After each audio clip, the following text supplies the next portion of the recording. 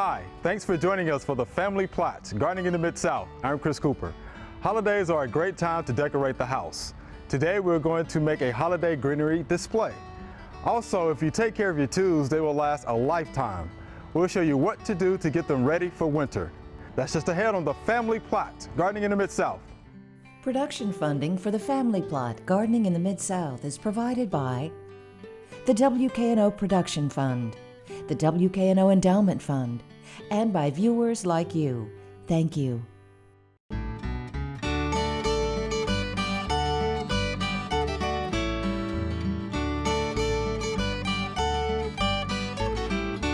Welcome to the Family Plot. I'm Chris Cooper. Joining us today is Jason Rees. Jason is a research horticulturist at the UT Garden in Jackson, and Mr. D will be joining us later. All right, Jason. The holidays are right around the corner, and when I think holidays, I think decorations. So what are you going to show us today? That's right. Well, today we're going to talk about using some items out of your own garden to create some beautiful containers for winter interest. And we're going to start, this is one I did previously, and this is an arrangement we've done in a plastic pot. You don't want to use a pot that's going to crack during the winter time, so it's a plastic pot. There were plants in this up until yesterday from the summer, elephant ears and petunias and potato vines, so I cut those out. And so we're going to demonstrate that. This arrangement would be, it's really more or less one-sided, so you'd push this against the house or viewed from one side. The one I'm going to make now, we can view from all the way around. So first step is, again, this is a plastic container that we've had plants in this summer, and we're just going to cut those plants off right at the soil line. Right. And you don't want to disturb the soil because you really need that firm soil and the existing roots to help hold the greenery that you're going to put in. So we're just getting rid of those summer annuals. And then you can see there we've got the nice firm soil from our summer. And we'll just begin with a selection of greenery. So all of these things I cut actually out of the UT gardens, but I have many of these in my garden at home as well. And I like to cut the stem at an angle, and that allows you to penetrate the soil a little bit easier. So you just start by pushing it in the soil. And so the existing roots that are already there actually holds it in place. Yeah, it makes the soil firmer and works like Oasis. You know, if you were making a fresh arrangement, the florist oftentimes uses Oasis, a product that's kind of like foam that keeps your plants upright or the cut flowers upright. So our soil is serving the same purpose as that Oasis. Also, by keeping that soil moist, it keeps the plants from drying out, the greenery. So it lasts longer if you can keep that soil moist as well. Okay, so that's our gray owl juniper. I'm going to add a little bit of, this is blue Pfitzer. I'm sorry, this is green Pfitzer. Green Pfitzer, just to give us a little bit of green color in here.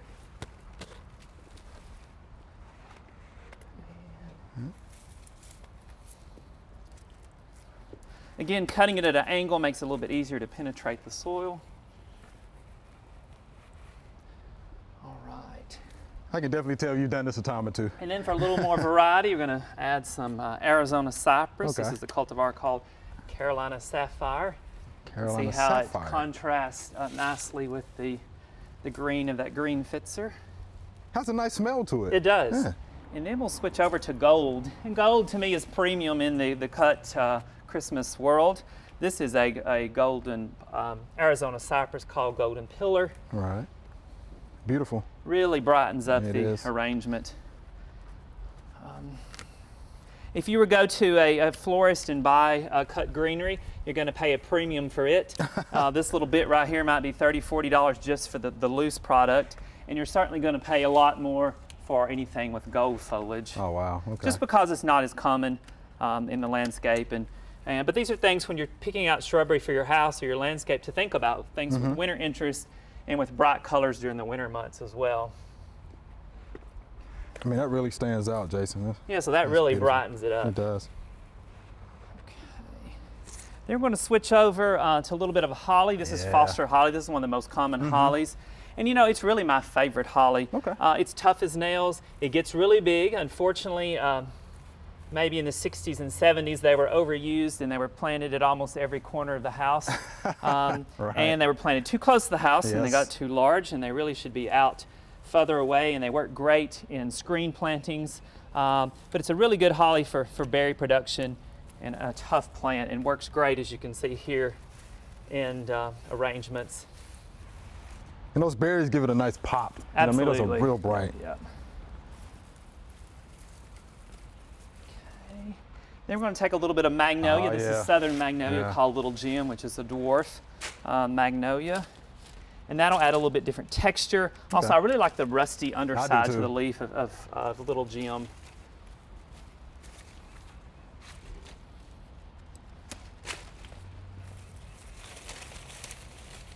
Yeah. It's better if the stems actually do touch the soil and not rest in amongst the greenery, but Okay. sometimes you end up doing that. Again, because if it's in the soil, it's going to absorb some moisture from the water, the rain that it might get.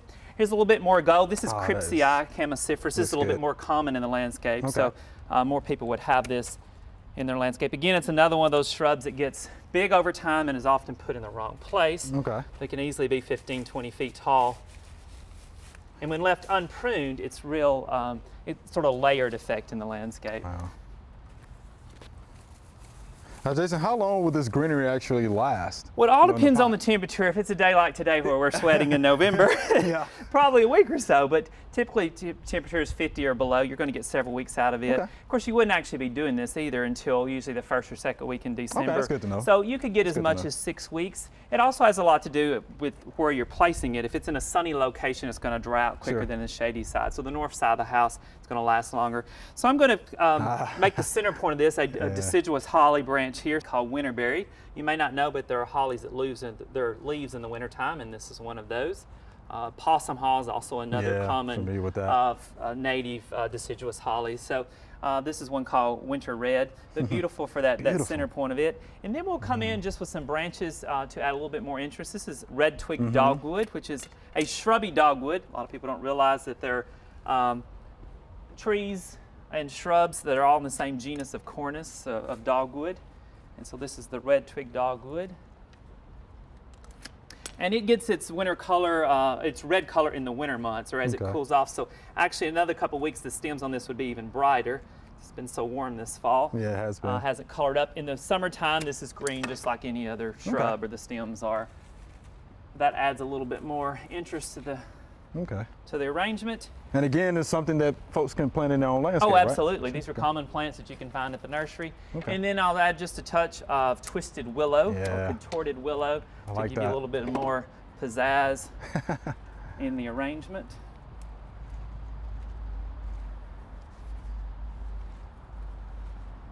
And maybe one more branch.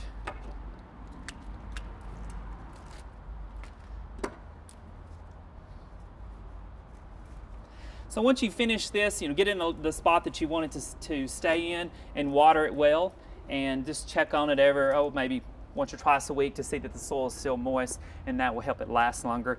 Also, if it's in a location that you don't mind getting wet, just hosing it down with water, I was gonna ask you especially about on a that. hot day like Yes. today, just keeps those branches hydrated and will make it last longer. There is also a product called Wilt Proof. It's kind of like a wax, liquid wax that you can apply to it, which will help with the desiccation, keep it from drying out. But it tends to be a little messy. You wouldn't want to do that on a surface like the walk here. You need to do it out in the grass and then move it to your location. So there's a finished product. Hey, it looks good, And you can keep Jason. fiddling and adding more. And of Looks course, you good. can add a bow. I'm not a big bow person. I like nature as it is, but Okay. a lot of people would put a big bow on there as well. So, Well, Jason, we appreciate that demonstration. It's beautiful, man. We appreciate that much. all right. Thank you. All right.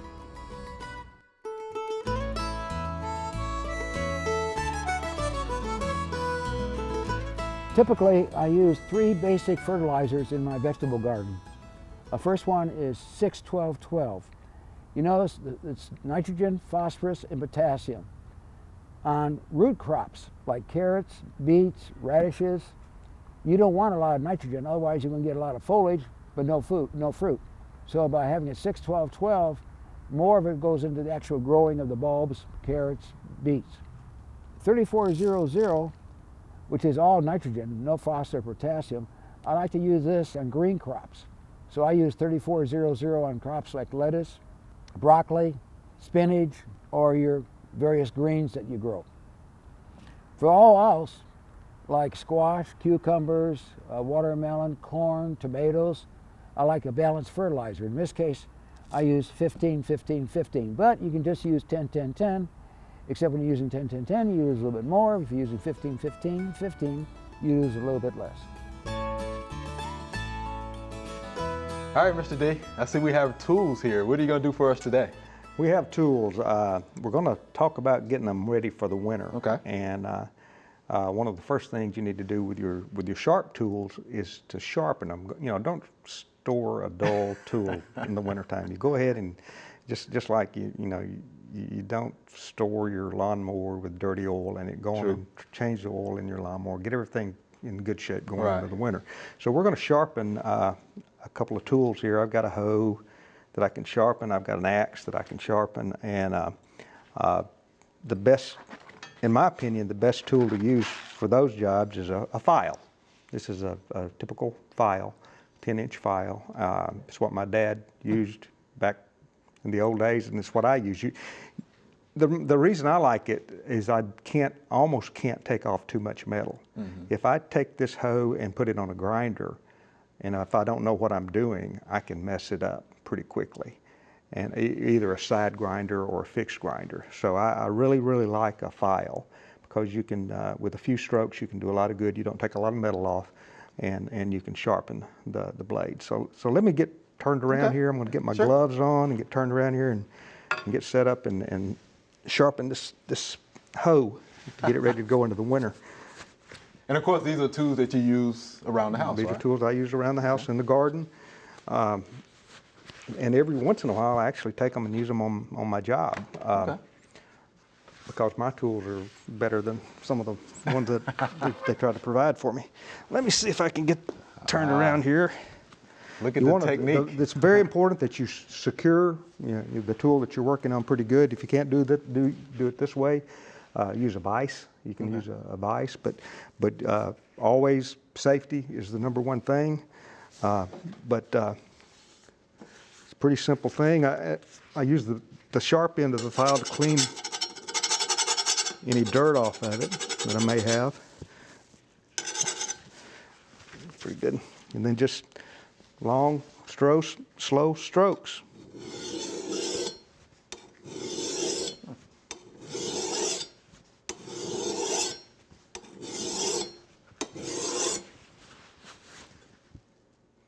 Sharp.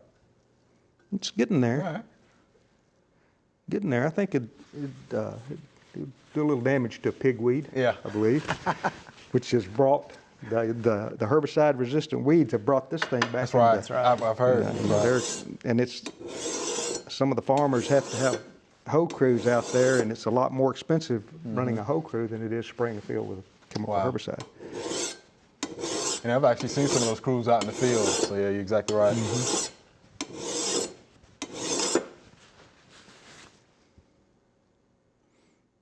In pretty good shape.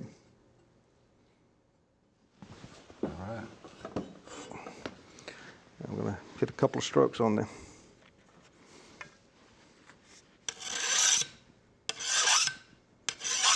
Knock off any burrs. See how that feels. Let me wallop you guys. Yeah. Yeah, that's pretty good shape. I'm going to just put some regular penetrating oil, WD-40, any kind of oil like that. Do the trick.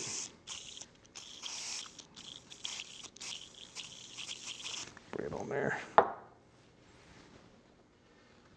Yeah.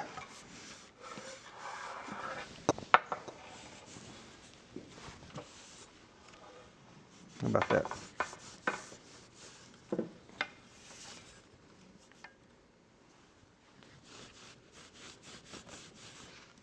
Now, why we need to do that, Mr. D? Keep it from rusting. Okay, rusting. Okay. I'm going to kind of coat all of the oil with it. Let me.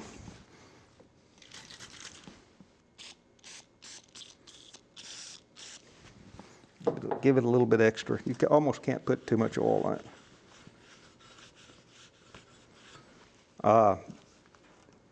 My dad used to keep his burnt cylinder oil in a 5-gallon bucket. And the way he stored his tools is he just set these in the burnt cylinder oil. So they'd sit totally immersed in oil anytime they weren't being used. Okay, now as far as the handles are concerned, I always like to get a little fine sandpaper, and I'll just Run it over these handles. Make sure you knock any burrs off of it. I'm not going to do a lot because it doesn't need it a lot.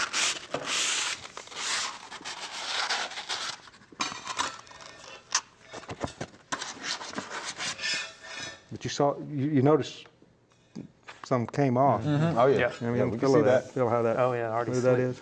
Oh yeah, that is Pretty slick. smooth. It sure is. First, I'm going to just take this is the same cloth. I'm going to put linseed oil on and rub it down, but I'm going to kind of rub the sawdust off of these handles a little bit, get them kind of clean. All right, linseed oil, boiled linseed oil. I don't know whether they have it in any other form. Every can I've seen has been boiled linseed oil. This is a task that works better if this is kind of warm. So I don't recommend going outside, when it's 40 degrees, 30 or 40 degrees, and doing this on the bed of your pickup truck, because the wood will absorb the linseed oil much better if it's a little bit warm. This can of linseed oil is probably 20 years old. You buy one can of linseed oil, it's Keep going it to last you forever. a long time. Oh my I mean, gosh. this is all I use it for. Do you know what linseed looks like? I don't. I don't either. I don't know what it looks like. Do you, Mr. D? I don't. The crop.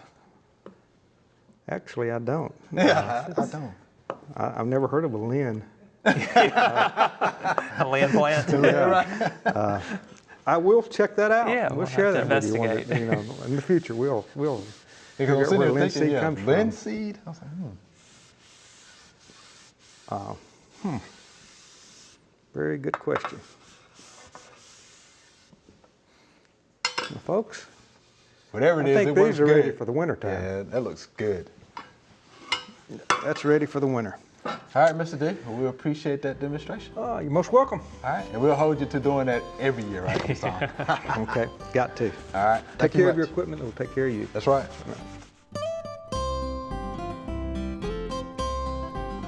Let's talk about saving those beans.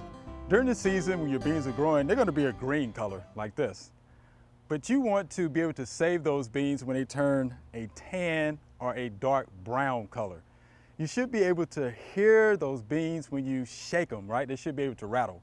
Once you hear that rattle, what you need to do then is collect the rest of your beans, right, off the vine, take them inside. They need to be in room temperature. Lay them single file, across a table or something like that. Let them dry out again for another week or so. What you do then is actually you will peel the pods, you expose the bean, you will get one of the beans and you either smash it with your hand or with a hammer. If it scatters all over the place, then that means it's dry enough for you to start saving it. So collect the rest of your beans, put them in a glass sealed jar or container that you can seal, and that way you can store it and it should be viable for the next couple of years. All right, here's our Q&A session. And Jason, you help us out, okay? Here's our first viewer email. I have a tree limb in the way of my driveway. Is it okay to cut the limb back in the fall? What do you think Well, about that? my answer would be if it's in the way, I'd cut it off. And if you're okay. going to do lots of heavy pruning and a lot of limbs, it'd be best to wait till late winter, early spring. But if you've got a few limbs that need to be taken off, I'd go for it. Okay, Mr. D? I agree, totally. If it's in the way in the fall, I'd cut it. If it's in the way in the summer, I'd cut it. If it's in the That's way in the right. spring, I'd Yeah. cut it. Any limb that's in the way, when I'm mowing, if I get slapped in the face, I'm going to cut yeah. that limb off. And even the commercial guys, I was talking with Lee Wood and Henry Jones the other day, they're pruning their fruit trees now. They know that this is not the right time, right. or the best time to prune their fruit Right. trees. But if you've got to do it, and you've Yeah. got that many acres of fruit trees, I mean, if they wait until March the 15th to start pruning, they won't finish until August. And, so, I mean, you do what you got to do, and the plants have a way of compensating. I agree. And they're pretty tough. Okay. Want to make sure he cuts it back correctly also, though. Yes. Yep. Okay. All right, so here's our next viewer email. Do we have to bring our lemon tree indoors or put it in our small greenhouse every winter? Our lemons are turning yellow like they do about this time every year. Can our lemon tree, which is about 5 feet tall and 4 years old, survive the winter months outside? And this is from Dennis. So, Absolutely not. It's very much absolutely not, he says, Mr. D. very much a tropical plant. Yeah. Okay. So when the night temperatures get in the 50s, it's best to get that in. And it doesn't have to be in a greenhouse. It can be in your home. But they are prone to spider mites and whiteflies yeah. indoors, so Yes. have to keep that in mind because the low humidity in the wintertime makes them more prone to the insects. But yeah, can't make it outdoors. Okay. How would he need to prepare the plant to bring it indoors? Well, you could put a dormant oil on it to just be sure and read up and follow the directions Sure. on the right oil, which would smother out any insects that would be on it as well. Washing it off really good would also Yeah. help, and just well watered before you bring it in. Okay, just a little pot. Yes, yeah. I'm assuming it's in a pot, Yeah. hopefully not in the ground, Yeah. but Okay. Wow. Mr. D. My first question is, where do you live, Dennis? That's my first question. If you happen to live in south of Brownsville, Texas, or south of Miami, Florida, you're probably good. But if you're right. Yeah. Lemons are not as cold hardy as a lot of the other citrus. I know satsumas and kumquats are more Yes. cold hardy than Yep, yep. lemons, and so yeah. I wonder, it's 4 years old. What have Yeah. you been doing every winter? Yeah, this is true. Yeah. maybe it's gotten so big they Yeah. don't want to bring it in. That's right. Oh, That's that's right. it. They probably didn't. Yeah. Wow. So if they do bring it inside, where does it need to be placed? Well, sunny window would Sunny be idea window. being Okay. that type of plant. So yes. Okay. All right, Mr. Dennis, there you have it. Good luck. All right, here's our next viewer email. What is this on my sweet potatoes? Now look at that. It looks awful too. Yeah. What do you think that is, Mr. D? I think it's probably white grubs.